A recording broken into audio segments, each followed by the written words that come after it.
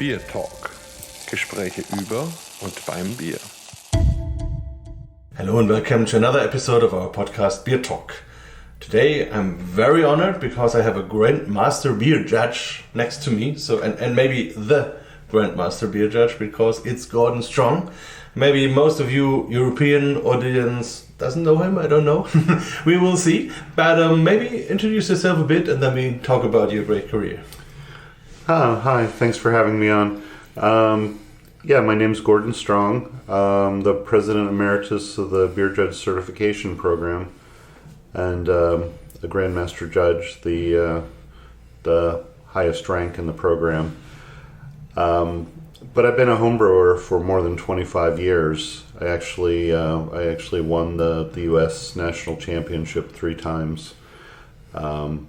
And after that, I wrote a couple of books. I wrote the book Brewing Better Beer and Modern Homebrew Recipes. Many people know me from the BJCP as the person who writes the style guidelines.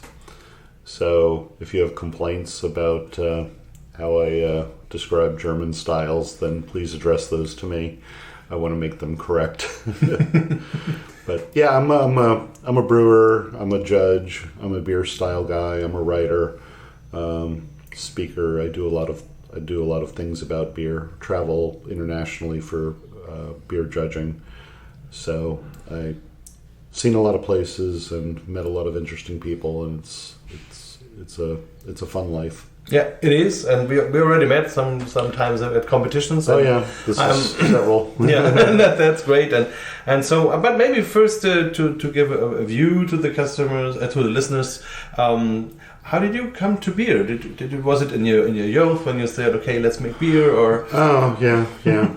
Well, it was actually after I was out of college. It was probably in my early 30s that some friends of mine from college were making their own beer, and they would bring it to, New Year's parties or something like that, and I was pretty impressed.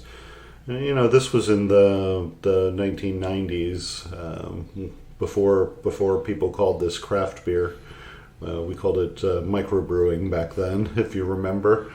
And so I wanted to learn a lot about beer. I'm a sort of an engineer by background, and I have a strong interest in learning about things. So I got a lot of the Michael Jackson books on beers and read about them, and some instructional books on home brewing, and just started brewing. And then, as we say, you catch the bug, and you get the illness, and you're hooked for life. Yeah. But you have also a normal life before, so have you been an engineer, or what did you do? Yeah, I'm a computer scientist, so I've worked in a number of places and doing things that aren't nearly as interesting as beer, but they pay my bills because it's really hard to sort of make a living at beer. Beer is an expense for us, not an income source.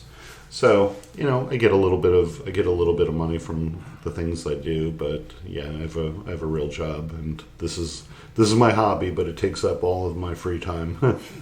And you also have a wife? How is she with beer? I have a wife, yeah. I have a wife and daughter. My daughter's in college. My wife was also an engineer, and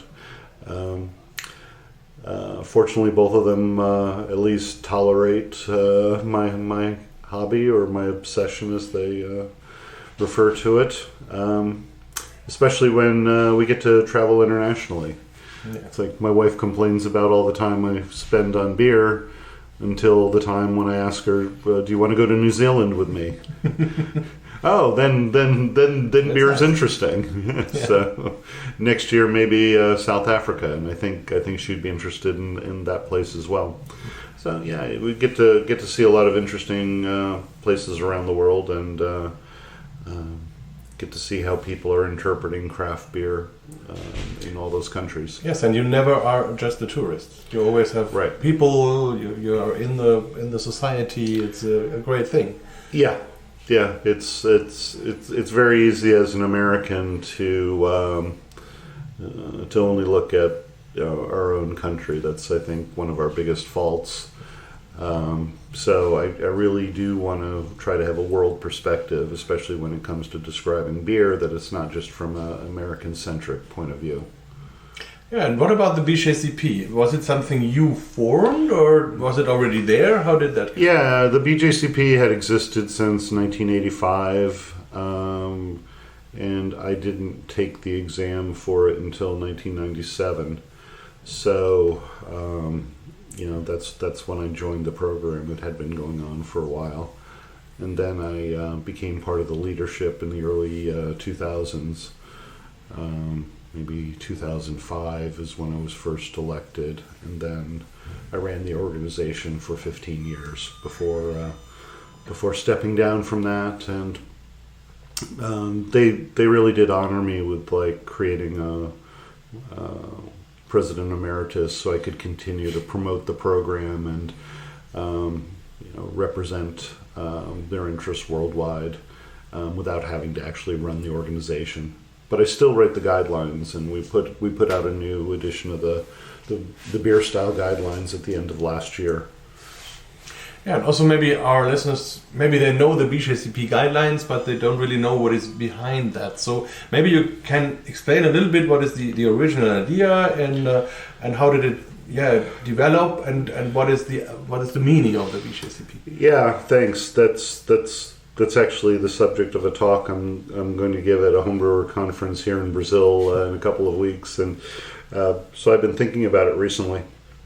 Really, the first set of style guidelines for the BJCP were created in the 90s before I was involved, and it was just kind of a reference for judges. You get together in and at that time it was mostly homebrew competitions, not commercial beer. So the brewers and the judges needed a common reference to say, here's how this beer should be evaluated. What are the standards to evaluate it against? And very early on, they were very short, 2 or 3 sentences that often they were just historical notes of what part of the world this beer is from.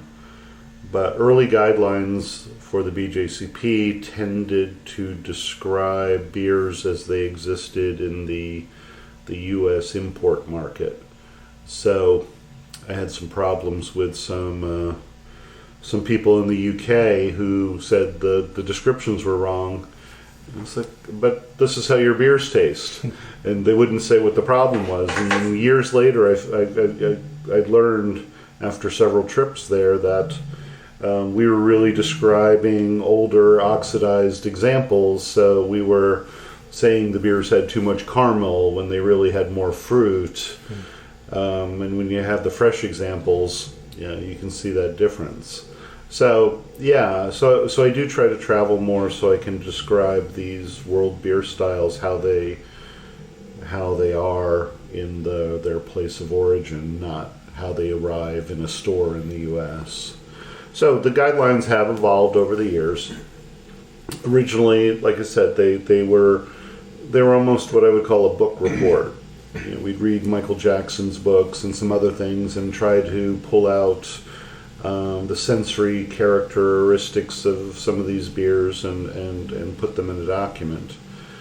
And oftentimes the styles described a single commercial example of the style, and whether or not that beer really represented the style or not. I'll give you an example. I'll give you a German beer. It's like alt beer. Mm-hmm. The original styles was really written for, and excuse me if I say this badly, but Zumeri. And if you go to Dusseldorf and try all the beers in the Altstadt, you find that beer is very extreme. Yeah. All the other beers are very closely centered around a certain sensory character, but this other one was well known, and it was, perhaps much more aggressive, and the style was written that way. So all these normal examples really didn't fit in. So on a trip to Dusseldorf, I tasted them all and tried to record the characteristics, and then I changed the description to not just be a clone of this one beer. And we did that with a lot of styles. The 2015 edition of the BJCP guidelines, I really tried to make much more international, because the BJCP had grown. I tried to bring in more judges from outside the U.S., and then of course we had to have the guidelines to be able to be used in all these different countries. So wanted to be correct about the beers and the origin, and some people in the U.S. complained of, well, the beers don't taste like that here, or I can't find the examples, or some other complaint. It's like, well, you need to travel more. If you want to learn about beer, you should always go as close to the source as possible. Taste the beer when it's fresh. If you still don't like it, then you probably don't like that beer. Yes. Because this is how it should taste. So I try to describe the beer in the way it should be. And then, of course, like the beers themselves, the styles evolve over time. If you look at the number of new types of IPAs that get produced, it's continuous, and that's hard to track. So we try to describe beers that are relatively stable, that haven't been changing for a while, because we're not going to put out new guidelines every year, because people are using these to study for exams, and we don't want to keep changing the study materials. That's not fair to anybody. Yeah, but I think that's also an interesting thing, and as you say, it's changing and it's developing, and I think it gets more and more meanings also, because of course it's something people need for doing their exams, but now it's also a bit history, because every beer style has a short part about its history, about classical examples, as you told. Yeah, exactly. So that's really now it's more like a compendium. And also you can use it to explore new beer styles, maybe, or to create new beer styles, whatever. So I think it's really it's getting more than just an exam. And yes, originally it was a competition reference and an exam reference, but since we give the content away for free, a lot of people have adopted it, and I find that that wasn't the original intent, but I'm very pleased to see it used that way, as a common language of beer. The historical notes I wanted to talk about a second, because particularly I know there's some sensitivity when an American is writing about the history of something that's not ours. Sure, I can write about the history of things that have occurred during my lifetime, but for classical things, especially in beer, sometimes there's stories that get told and retold, and maybe they're not so true. They sound good, but so I tried to. I actually asked Ron Pattinson. They said, "You're one of in years past, he had been one of our biggest critics." So I went to him and asked him nicely. I'm like, Ron, I write these, and I know you have some problems with this. Would you help me understand the areas that need some improvement? And he's helped me on a couple of those things. And the last edition, I was really surprised to see how positive he was. I mean, it's to use the name Ron Pattinson and the word positive in the same sentence is it's you know how rare that is. Yes, so but you got him on board. So So, and because he helped, and he saw we were trying to make a good faith to get this right. We were trying to describe things as they were, not how they should be. So he saw that there wasn't any sort of political intent. Intentional. Right. I'm not trying to tell brewers what to make. I'm trying to document what they've done. So, he saw some value in that, and he saw how people were using it. And So I was very happy to sort of have his endorsement that the history was. Yeah. He'll never agree that it's perfect, but no, and as I experience in my own work, I also wrote some books about beer, and there's always history and story. Yeah, and the border is very narrow, and sometimes you think it's history, and 10 years later you learn, okay, it was just a story, and so as you always learn, and there's not so much profound research on beer history yet. Right. It's getting better and better, and I think that's okay to say maybe you had a wrong idea, now you learn it was wrong, then you correct it, and as long as you follow that path, it's okay. Right, because if you don't have this sort of strong ownership of what you wrote, say, we're trying to get it right, and if we learn something new, and that's where I think having a scientific background sort of helps. It's like, well, we have new data, and we changed our conclusion. So if something is wrong, I want to, and there's sort of proof, I want to be able to fix that. But a lot of times it's just people's opinions of, well, I read this story somewhere. I'm like, that's no. Let's look at something real.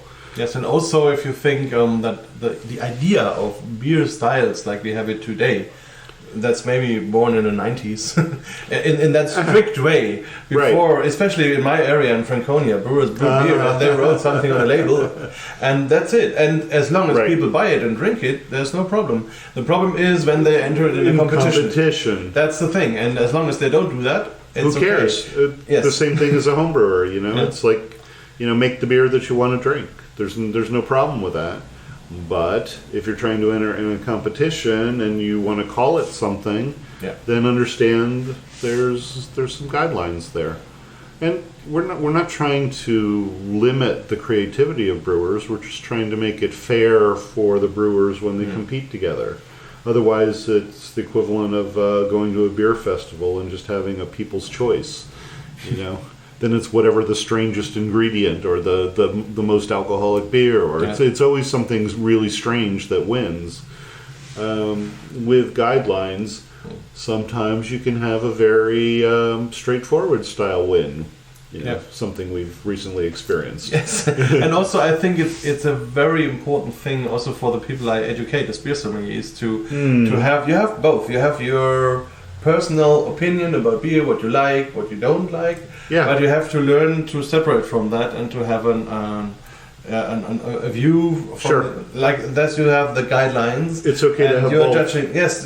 So when you are at the competition, it's not you judging the beer; it's the guidelines, and you say how close it is to the guidelines. And you're like a referee. Yeah, or like an instrument. Yeah. Whatever. So it's like an objective view on beer, and we try to make it that way. But there's, when all other things are equal, that's when that extra, when your personal opinion comes in. This is the best thing you've ever tasted. Is this something you will tell stories about? Will you remember this years in the future? And I've had beers like that, and I've had some of them here. The one that we tasted was. I'll tell stories about that. Yes, of course, and I think it's also at competitions, as we were just in the Best of Show yesterday, just to explain. The context. Sorry. And but it's also if you have not so experienced judges, it's always the most impressive beers that win. So like the Imperial Stout, 15% aged in Amburana barrels, whatever, because that's so intense. Whatever has the longest description. Yes, but on the other hand, maybe it is much more tricky to make like just a plain Helles or something like that. A very subtle beer. And to have that in mind, that's executed perfectly. Yeah. Maybe we can talk also a bit about the BJCP itself. So how does it work? Sure. If someone in Germany says, okay, I'd like to do that. How does that work? Yeah, we have exams that you have to take to become a judge. It starts with an online exam, which is I don't know if it's 100 questions or some either true, false, or multiple choice, and there's a time limit. and you take that just to show that you know something about beer. You know that you're not just a complete new person at it.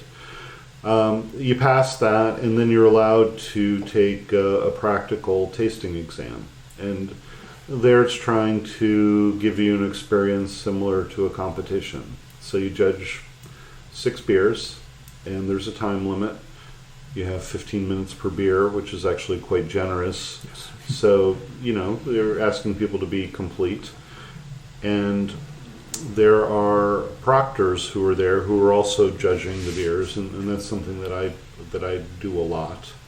So I taste the beers, I write my notes, and then my score sheets and the examinee score sheets go off to independent graders who don't know the identity of the people, and they just sort of compare, what did we describe, what did they describe, and what is the quality of their sheets? Are they giving good feedback? Are they giving a good description? Is this a score sheet you as a brewer would want to receive? So they're graded against that, and they get a score, and that determines the rank of the judge. That plus the practical experience you have judging in competition. So it's a combination of the exam score and the practical experience.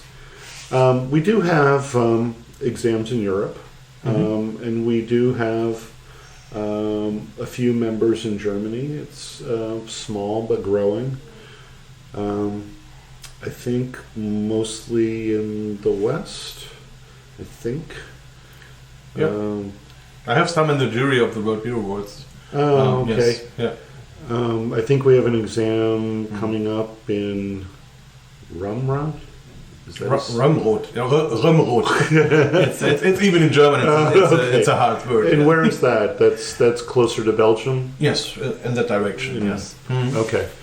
But people can travel in Germany though. That's You have good highways. So it's all about points, and if you have a certain number of points, then you rank higher. Or? Yeah. If you have more, as your experience grows, you can achieve higher ranks. But it's always a combination of the exam score. The exam score enables you to reach higher ranks if you have sufficient experience. So at first level, you take this online exam, then you take a practical tasting exam, and to achieve the highest ranks, which is like the top 20%, there's a written examination. But that's down the road for new people. They have to have this other experience first. And so you are now the Grandmaster Judge, which means so. The ranks are recognized, certified, national, master, grandmaster. And the grandmaster, sort of like black belt in karate, there's it goes up. If you complete the requirements, every time you complete the requirements again, you get a next higher level. So I'm like level 15. So I've done a lot of judging and a lot of service to the organization. It doesn't mean I'm necessarily a better sensory judge than a master judge. It's a master judge who has extensive experience and who's performed service to the organization. Or who started early enough. Yeah. There is, it's a time commitment. Yeah. So over the course of 25 years, I've judged in maybe 400 competitions, and often judging best of show, and I'm doing all this other things. I'm helping with exams, and so you would get a point for being at a jury, then you would get another point for maybe being table captain or like a best of show, or? You get you get at least 1 point per competition, but then it's a half point per session. So here we judged 3 days, and there were 2 sessions a day, so 3 points. And if you're on best of show, you get an extra half point. So it's experience based. Did you perform something where you would have learned improvement of your skill? You can also get points for giving exams or proctoring exams, or there's educational points that we have. But I like the idea. I like the idea because it demonstrates that also being at competitions is always learning. Yeah. Not only judging, and you always learn because you are together with other people and you have the interaction, and somebody knows the beer maybe differently or better or longer. And it's not just learning about beer; it's learning how to come to a consensus. Yes. How to sort of, we call it playing well with others. Yeah. The things you sort of should have learned, in early school. Some people are better at that than others, but you're always learning, and that's one of the reasons why I like traveling international. And every time I'm in a new country, I ask, can I judge the fruit beers? Can I judge the spice beers? Can I judge the beers with special ingredients? Because I want to learn what you have available to you. So, and in Brazil, it's amazing because of the huge variety of fruit they have here. Yeah. And a lot of them they have no name in English, so that means we don't see them. So they're all very new. But some of them are quite amazing, and they work really well in beer. Yeah. So and even inside Brazil, some people from the south don't know the fruits from the east or from the north or from the west, whatever. Brazil is an enormous country. It's slightly bigger than the mainland of the U.S. The U.S. is, especially in European terms, it's big. Yeah, it's big. Maybe a last thing about the BJCP as an organization. So is it voluntarily, or are there people living on it, or how does that work? Yeah, it's entirely a volunteer organization. None of us are compensated, so So when I say, we don't make money at this, it's I spent 15 years running the organization, and I didn't get a salary for that. It was all volunteer work. I write the style guidelines. I've written books, and writing the style guidelines was more work. Yeah. So I don't receive something for that. But I get invited to fun places, and I get to meet people, and that's the reward. But all the leadership positions in the BJCP are volunteer. So it's people who have other jobs, and this is their hobby, and they're just trying to make a better organization for judges. So we're really the BJCP was designed as a certification organization, so that we're setting some standards and giving exams and evaluating those. All the other things we do are in support of that goal. So when we do style guidelines, that's not really our original purpose. People might know us for that, but we do the guidelines to be able to support the exams, which is the purpose. We do the competitions because that's how the judges get the experience, and we record the points, and we keep track of all that, and rank advancement, and people get little pins. When they there's always some shiny thing you get. It's fun, and that helps the competition organizers know who the better judges are when they want to have the people be in charge of each of the categories. But how are decisions made? For example, if you say, I want to make new guidelines next year, is there a gremium, or how does that work? If you have volunteers in every country, and we have volunteers in every country, but the organization is global. So we have there's a board of directors that's made up of regional representatives from 10 regions, sort of based on population. So regions of the U.S. plus we added a Latin American region, an Asia Pacific region, and a Europe, Middle East, Africa region.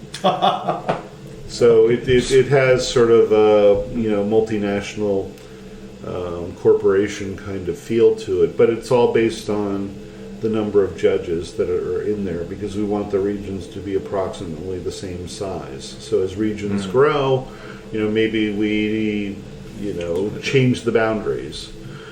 So each of those has a elected representative. Elections are every 3 years in the different all regions. the judges have one vote, and they each active judge in the region has a vote for their representative, and that person represents them on the board, and that makes the sort of governing decisions. But there are appointed directors in charge of things like the exam, competitions, styles, education, communications, IT. Those representatives don't have direct control over that. There is sort of a president of the organization, which is selected from the representatives. So it is somewhat challenging if people aren't in paid positions. You have to. There is no real coercion way of getting somebody to do something. You have to be persuasive. You have a good idea, and then you get people to follow it, or you together come up with a plan, and that's what you work on. So as far as the style guidelines go, everybody who wants to have input is welcome to send me suggestions. We have an email address, style@bjcp.org, and anybody that wants to send something can, and I read them all and we look at that. But we update the guidelines about every 5 years because we want the exams to be stable. Judges need to learn them for competitions, and there are very many translations. It's translated into a lot of languages, and it's put onto phone apps, and there's a lot of work that happens once some content changes. So it's a balance between, we want to get these new styles out, but like all the work that other people would have to do to make it available. So we think 5 years is about right. Oh, for me it sounds good, and to be honest, I made a beer game based on the BJCP. And it's also, I have to update it now because it's based on the 2013 15 rules. Yes. So But it's fun and it's great, and I'm really happy that you and your people do this and did this, and I really can imagine how hard it is to make a global, or to run a global organization, because maybe that's the biggest challenge you have on Earth, to bring people from all countries, all time zones, all religions, all whatevers together, and beer is a good thing as a common basis, common ground, and so, as we have, so... Yeah, it is very challenging, and I think part of the success would come from trying not to be too controlling about it. Beer isn't autocratic, so people that criticize sometimes would say, you're telling me what I have to do. Like, no. Not at all. That's your misunderstanding. That's not us. So we try to explain what we're about, what we're trying to do, and if somebody has new ideas, we'll listen, but we'll evaluate them because we get input from all over. Yeah. And someone has to see. If it's history or story. Yeah, exactly. And that's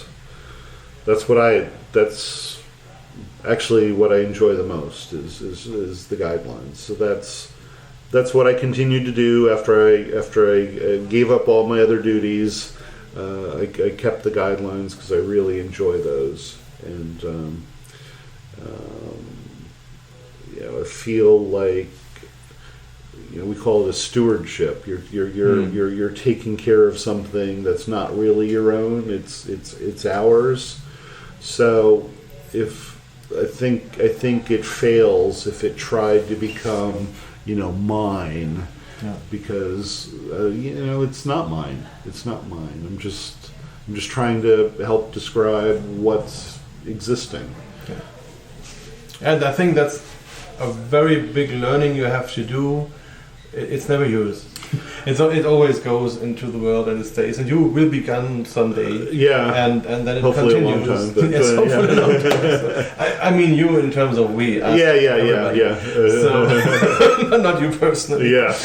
So, but thanks a lot for all you did and do and will be doing, and thanks also for the time you had here for us. And this was a fun discussion to talk about this.